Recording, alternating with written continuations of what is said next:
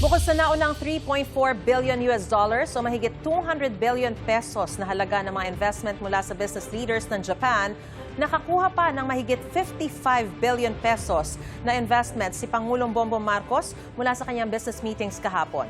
At live mula sa Tokyo, Japan, ay unang balita. Kasama natin si Ivan Mayrina. Ivan, ohayo gozaimasu. Ohayo gozaimasu. Magandang umaga, Maris, mula dito sa Tokyo, Japan, kung saan ika-4 at huling araw na ng state visit ni Pangulong Bongbong Marcos. At kagabi nga po naganap ang one-on-one o bilateral meeting nila ni Japan Prime Minister Takaichi Sanae.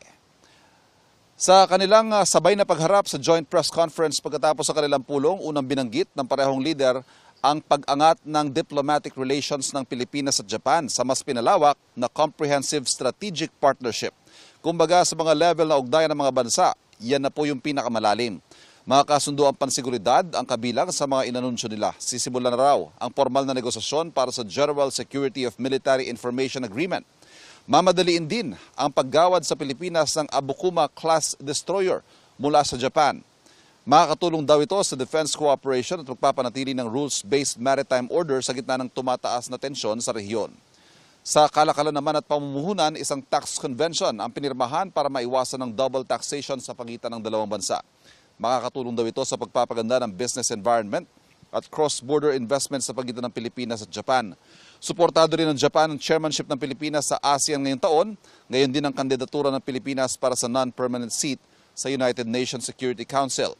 May mga kasunduan din kaugnay na mas maigting na kooperasyon sa agrikultura at fisheries, health services, human development, space development at artificial intelligence o AI.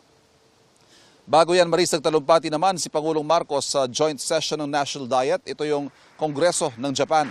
Ipinaalala ng Pangulo ang lumalalim pa ugnayan ng Japan at Pilipinas mula nang magbalik normal ang diplomatic relations ng dalawang bansa. 70 taon na ang nakararaan.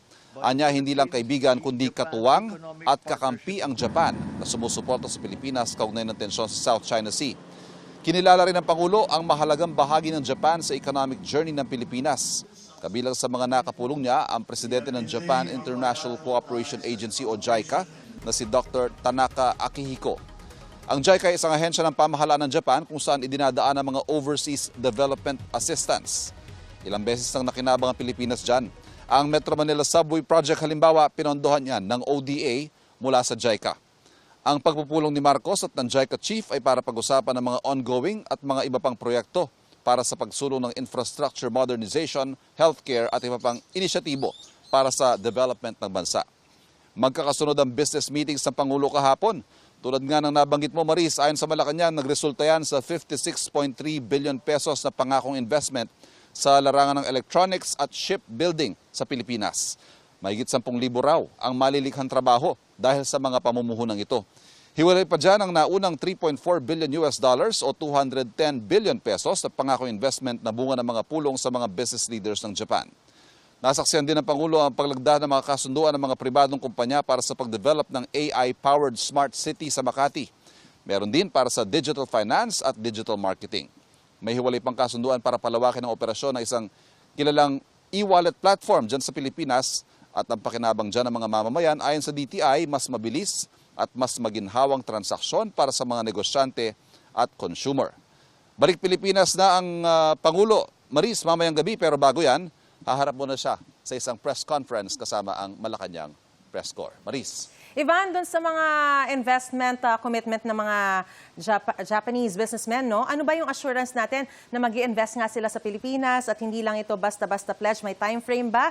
At kailan mangyayari ang magmamaterialize yung mga trabaho, karagdagang trabaho para sa mga Pilipino? Yes, Maris, magandang punto dahil kailangan i-point out natin na dalawa yung ginamit na word ng Presidential Communications Office para ilarawan itong mga investments na ito. Yung una, yung 210 billion pesos, ang sinabi investment commitment. Ito naman kahapon, yung 56.3 billion investment o expected investment. Yung commitment mukhang binding. Pero hindi rin natin sigurado kung ito ba'y talagang binding at sigurado na o ito ay sinabi lang nila na mag-i-invest sila pero wala pang kasiguruhan. Hindi natin, yan ang isa sa mga kailangan nating linawin. Pero hanggang hindi nagmamaterialize sa mga investments na yan, they are promises at pwedeng asahan, magandang i-look forward to syempre, pero hindi pa natin siya talaga maaasahan na para bang siguradong-sigurado na.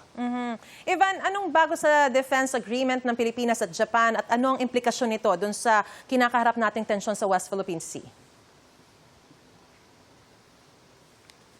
Information sharing basically, Maris, yung protection of military information agreement sa pagitan ng Pilipinas at Japan. Among allies, malaking bagay yan. Siyempre, alam din naman natin malaki o malakas ang military capability ng Japan kung ihahambing siyempre sa Pilipinas. At on the receiving end ng Pilipinas, siyempre, sa kakayahan ng Japan sa puntong yan militarily. Pero siyempre, like any agreement, meron din namang give or take yan. Kung ano ang magiging obligasyon ng Pilipinas under the agreement, yan ay magiging bahagi ng negosasyon na sabi nga ng dalawang leader kagabi ay sisimulan na as soon as possible. Alright. Arigato gozaimasu. Maraming salamat. Ivan Mayrina live mula sa Tokyo, Japan.